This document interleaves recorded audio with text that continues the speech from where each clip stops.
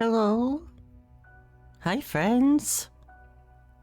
I hope everybody is having a good day. I hope everybody had a good weekend. Today we are back with some more Punishing Grey Raven. Another new story chapter has come out, so we're gonna be getting into that. I am cautiously optimistic because, last time the story chapter had some issues for me, which does suck because it was like otherwise I think seen as a pretty, I think other people saw it as a pretty well liked story chapter, and for me it was unfortunately a little lacking. Oh, hang on, I'm dropping frames again.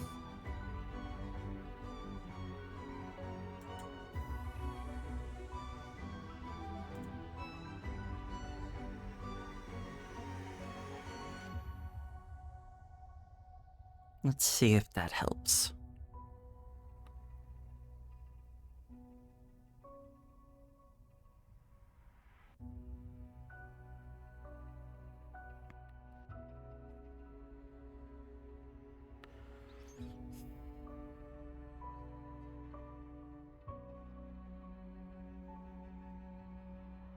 Oh dear.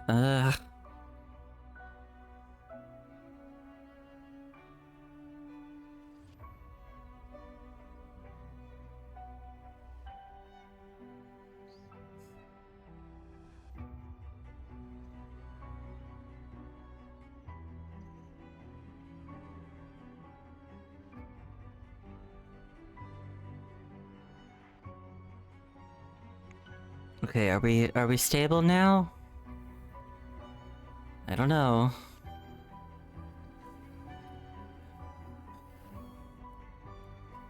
Oh, it does not look like we are. Okay. Maybe? Okay. It's gonna be nice, once I get back home, because I won't have to deal with all these frame drops. Ugh. Yeah, I don't know how many people know this, but I haven't been at home for a bit. And the Wi-Fi here, I have made it better than it was, but it still isn't working as well as the Wi-Fi at home is, particularly in regards to streaming. I've been dropping frames a lot. Oh, it's happening again. Okay.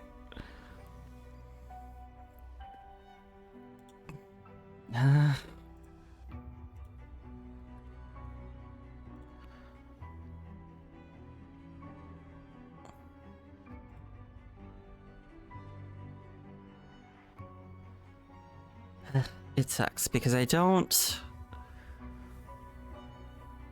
want to be micromanaging things in order to make sure I'm not dropping frames all over the place. But it might just be what has to happen.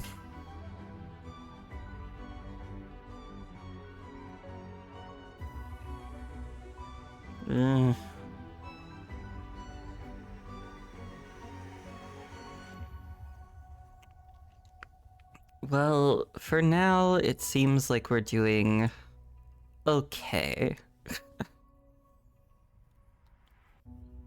So, in any case, like I was saying before, the last chapter that I went through seemed to have been pretty popular. Oh, God, it's happening again.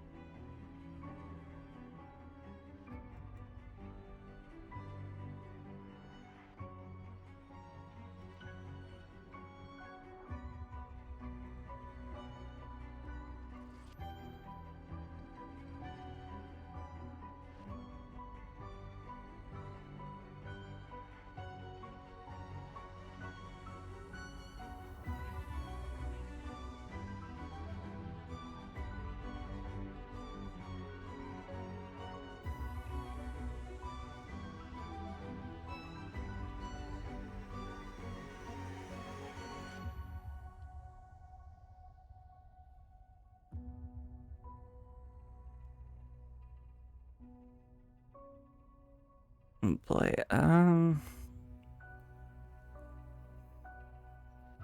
don't know about this.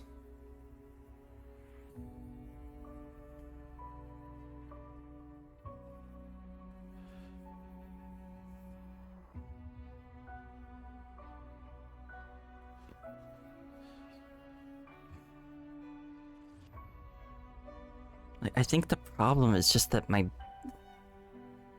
bit rate is fluctuating so wildly.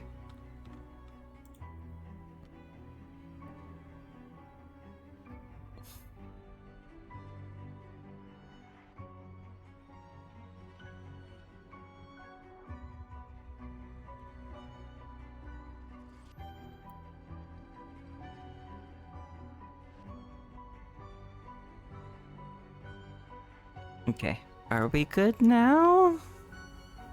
I've had to set it much lower, unfortunately. But hopefully that'll at least stop me from dropping frames all over the place. Hopefully.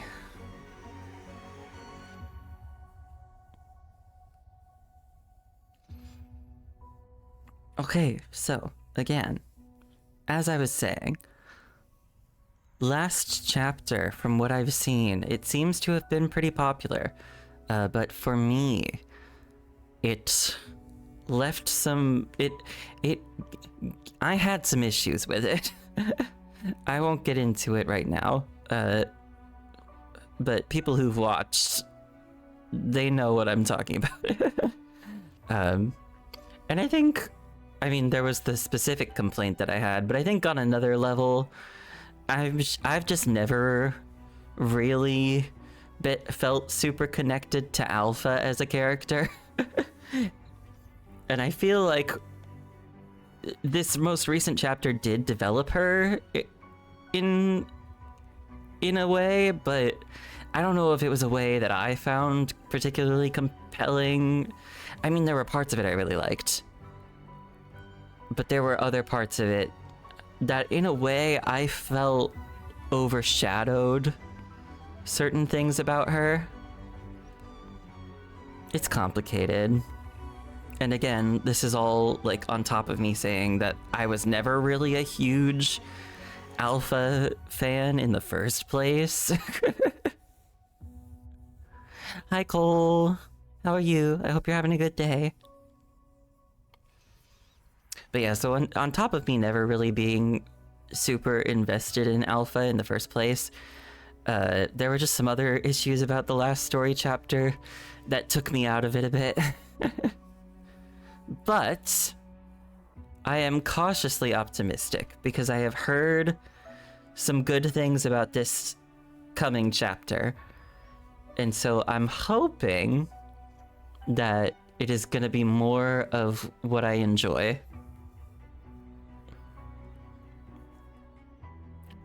Let's hope.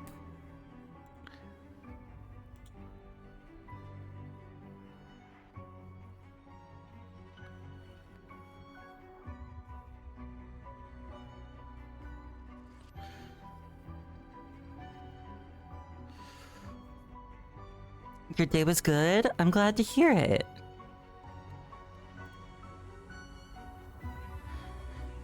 Yeah, I'm doing well too.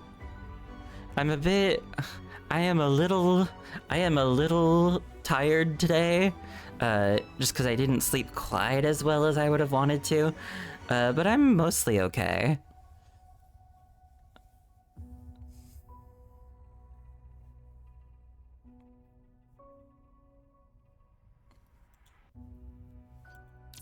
I think, let's just get into it.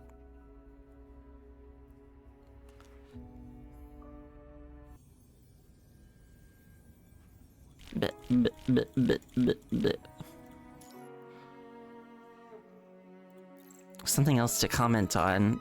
Oh, wrong button. We learned a bit more about the philo tree last time. And we got this display. Now that we're moving on, we've got this new node on it. The newest character, Helentine, is on here. And this corresponds to another Saphira frame. I can still not remember how to pronounce that word. This is because during the last chapter we learned the names of some of the Saphira. And here we've got another one, and this is one of the names we heard: understanding. The primal impulse rooted in all higher beings, the drive to seek cognition. Understanding sees through appearances and lays bare the information beneath. All things may be reshaped, rewritten, and even woven together into entirely new forms. Yet every mind has its limits. No one can remake what they cannot accept. The act of understanding is never free from the perspective of the one who perceives. Therefore, the bearer must undergo the process of coming to know others, coming to know the world, and ultimately achieving complete insight into the self. Only by fully knowing oneself can understanding truly be mastered. And so the gaze of life reaches not only beyond the stars, but also upon its unquestioned self. So since we've got like our first node for this particular Saphira, I'm assuming that this next story arc that we're getting into is going to kind of lead up to whatever this coming frame is.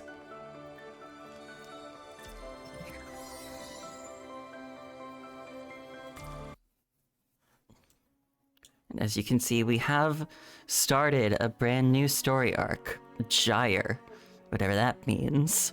Although we are still, this is a side story chapter. This is technically not a main story chapter. Although, to be honest, the way this game does side stories in the first place is pretty weird, because it feels like they should all just be main story. Like, they're all pretty important. I don't think there's like a single... Okay, no, there's one. There's like one side story chapter that I think you could skip. Because that one really doesn't have any bearing on the plot as a whole, and that's more about like an individual character. But really most of the side stories in this game, I feel like, should be main story. They're just that important to the plot. But in any case,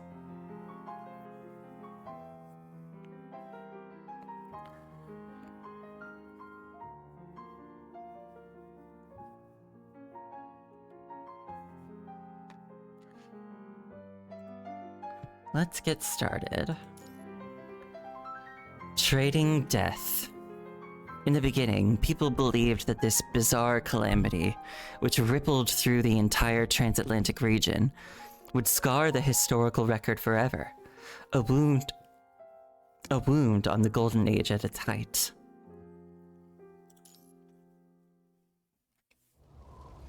The Great Family Council Meeting, Transatlantic Economic Community, Jorate Island, year 2160. If I remember correctly, that's the year that the punishing virus broke. Or, no, maybe not?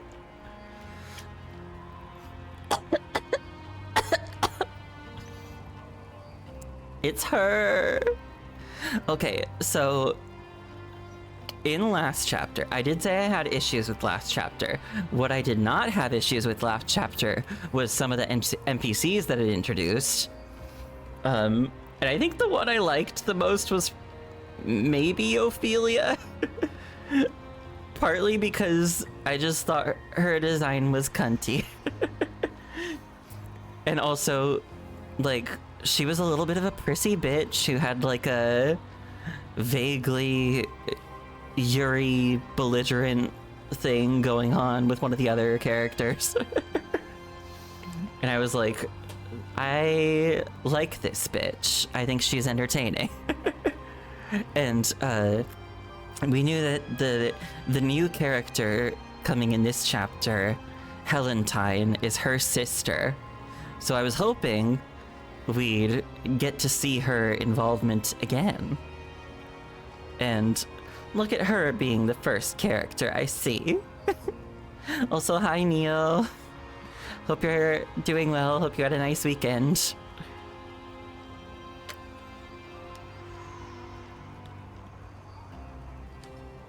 Did I? Oh, I'm pressing the wrong button. That's why. I was wondering why it wasn't advancing. I was pressing the wrong button.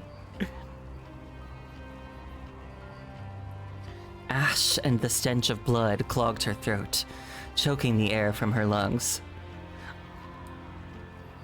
Is anyone still alive? Say something if you can hear me. Anyone! Hi, Red Vaporeon. How are you? I hope you're having a good day. Also, I said something I liked about her was that I thought she was kind of cunty. This new outfit for her, even cuntier. I mean, look at her. Look at her. Like this cute, like, gothic Little Red Riding Hood vibe. Come on. Come on.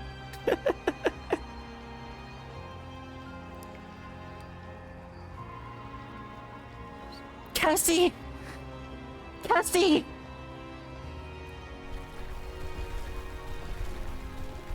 The edges of the stone had come loose under her prying fingers. Grime filled every crevice of her nails. The skin across her knuckles was torn open, blood and dust mingling into a grisly dark red paste. Gritting her teeth, Ophelia nudged the loose fragment of rock a little further to the side. Please, just answer me. Another chunk of rubble fell aside, revealing only pale skin and blood that had not yet clotted. No. No. No! Numbly, she hauled the body from under the broken stone and rested it as close as she could against a stretch of wall that had not yet crumbled. She had no time to pause. Someone else might still be alive beneath the wreckage, waiting to be saved. Even just one. Is anyone still here? Anyone! Answer me! Still calling out, she fell to her knees again and tore at another heap of rubble with nothing but her hands. The jagged edges of the stone scraped her palms raw, and shards of glass cut into her flesh.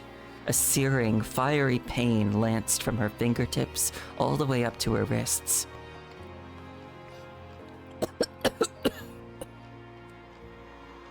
Just when it seemed she might excavate the silence itself, a tiny sound surfaced from under the wreckage. Miss Ophelia. I can't see this person, so I don't know what voice to start with. Ophelia nearly lunged toward the sound, clawing madly at the heap of broken stone and twisted metal. I'm here. Cassie, I'm right here. The skin on her fingertips shredded away, leaving blood smeared across the shards of stone. Her nails cracked and peeled back, each contact with something solid sent a blaze of white agony searing across her head. At last, a face surfaced from beneath the dust and gore, one that had always worn a shy, ingratiating smile. Miss Ophelia, I feel cold. Just hold on. Just a little longer. Help's almost here. I'm getting you somewhere safe first. Ophelia drew the girl from the wreckage with care and settled her against her own side. But that single motion alone was almost enough to exhaust the last of her strength. Which way? Smoke and fire had swallowed most of the view. Ahead, the way was blocked by splintered beams and overturned chairs. Chunks of rubble and twisted steel kept falling around them. The young woman's eyes darted wildly, hunting through the wreckage for somewhere safe, anywhere that might shield them. Then, in the space of a heartbeat, she noticed the breathing beside her growing shallow. Cassie? Cassie, don't you dare close your eyes! Miss Ophelia, you should go on without me. I think I'm...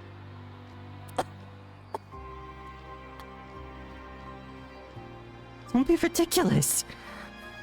I still have stacks of paperwork with your name on them.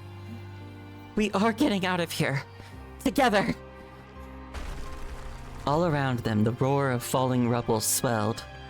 Blistering smoke poured into her lungs with each inhale. Then a piercing metallic shriek split the air.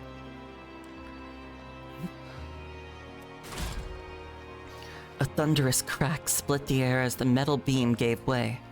It came down toward her in a cascade of broken glass. She was thrown hard to the ground, but even as she fell, she covered the assistant beside her out of pure instinct. When she tried to rise, bracing her weight against her arms, a violent agony tore through her shoulder and calf. Her ears roared, and the world before her wavered and dissolved. Firelight, smoke, the harsh white glow of emergency lights all melted into swirling, formless blur. Before long, the dappled light began to fade, slipping through the leaves above and pooling on the ground in trembling pools of brightness. Each time the wind stirred, those glowing patches quivered at her feet like shards of broken glass.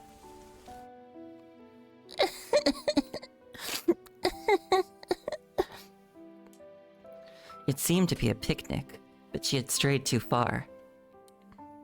Somewhere in the distance, there ought to have been voices. A blanket laid out on the grass, white cloths rippling in the wind, and the soft murmur of adults punctuated now and then by laughter. Yet the woods around her now were a labyrinth without bounds. She could see neither entrance nor exit, and all she could do was feel her way along some impossible path, praying for someone to appear. If she could only follow the way she had come, she would soon see that picnic blanket spread upon the grass. She would see her father and her sister. Where are they? She gathered her skirt and stepped cautiously over a tree root. One tree, then another. Each tree resembled the last. Every gap between them promised a way back. She walked on for a long while, until wet mud caked the toes of her shoes, and low brambles caught at her hem. Still, the distant voices drew no nearer. Impatience and dread gnawed steadily through her composure. She could not tell which way to turn, nor whether she should keep walking at all. The more she fought for calm, the more insistently the tears rose to her eyes. Where is everyone? To a child, even a modest patch of woodland could turn into a nightmare from which there was no waking. At last, unable to walk another step, she sank down against the trunk of a tree and hid her face in her knees. Oh, your carpenter level isn't high enough to do custom deliveries this week? Ugh. Well, there's still a little time. I don't know how low your level is.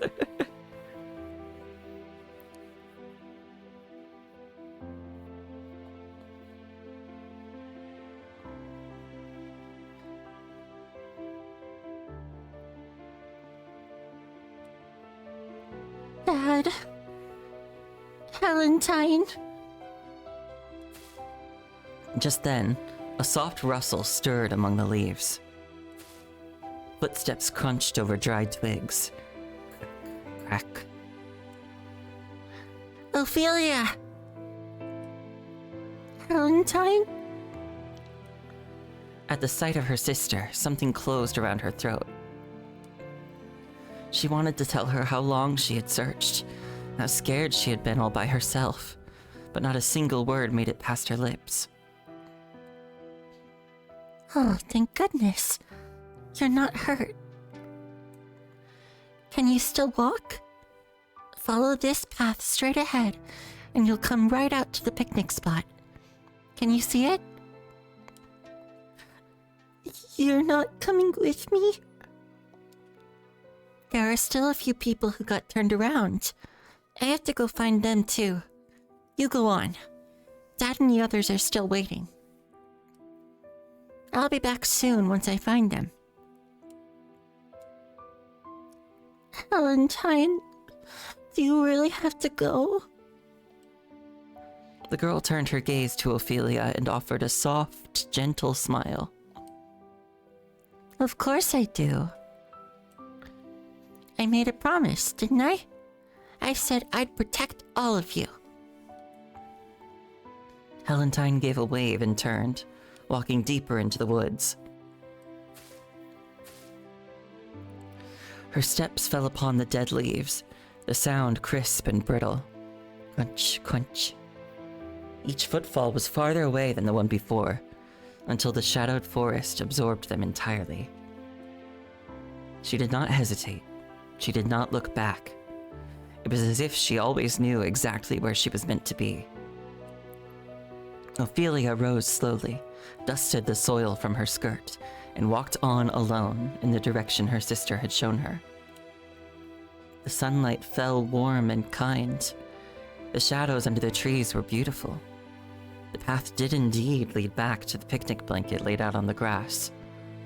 Only her sister never returned.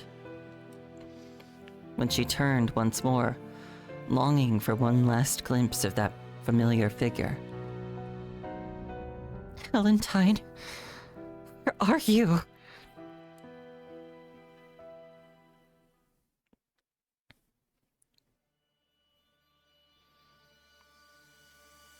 Would that be chairs or like charis?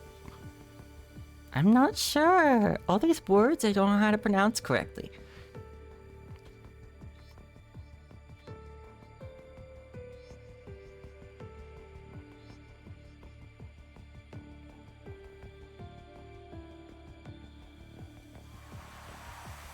Applause, loudspeakers, a podium. Ophelia was there as the representative of the Spellman family.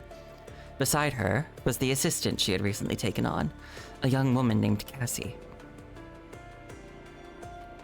What exactly is the Philo-Tree of Osea?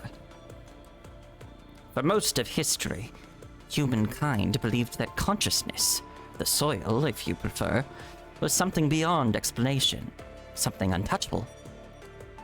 Now, under the leadership of Dominic and Arius, we have learned to translate consciousness into comprehensible data. And if consciousness is data, then with the proper tools, humanity can copy it, edit it, or perform any operation imaginable upon what we once called the soul.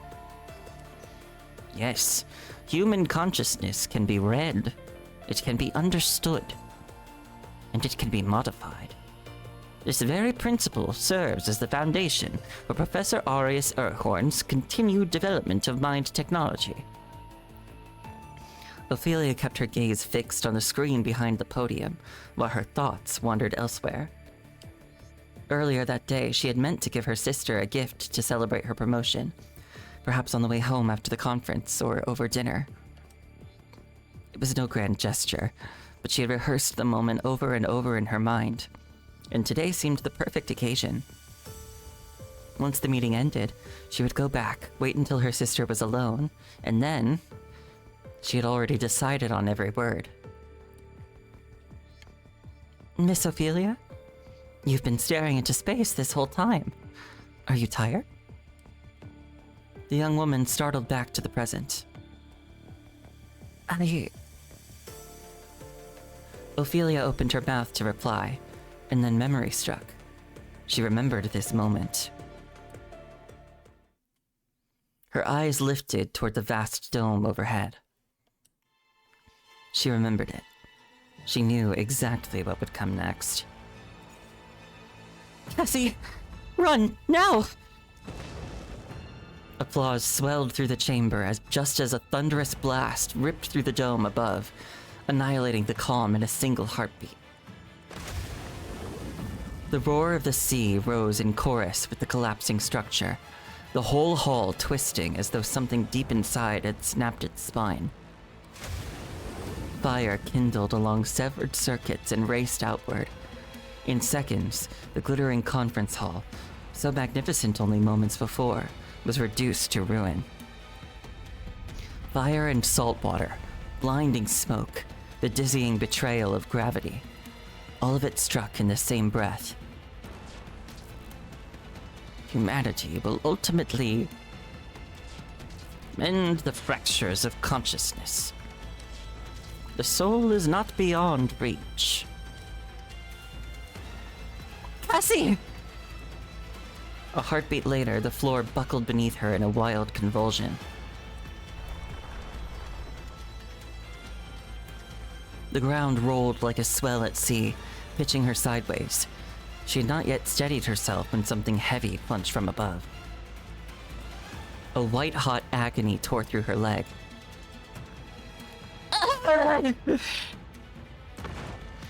She slammed hard onto the floor. A jagged piece of metal raked across her calf, ripping the cloth open. Blood rose quickly to the surface and spread in a dark bloom through the fabric. Her body tensed to rise on pure reflex, but her leg would not obey. Loose debris continued to shower down, stones cutting into her hands and leaving bright streaks of blood behind.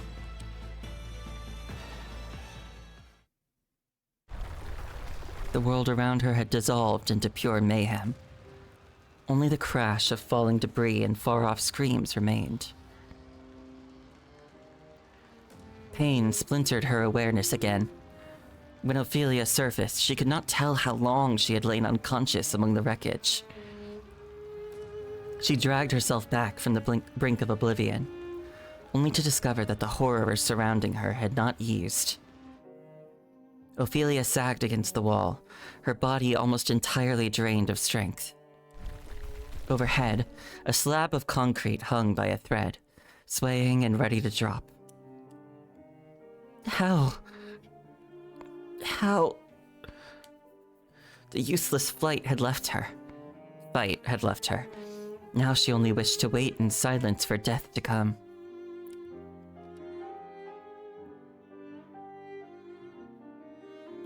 No. As if someone could just come and save her. If only she... Ophelia, look out! That voice slashed through the haze like a blade, cleaving the fire and smoke that had swallowed her sight. In the next breath, someone hurled themselves out of the wreckage and planted their body between her and the threat. The slab of concrete hurtled down, skimming past her shoulder as it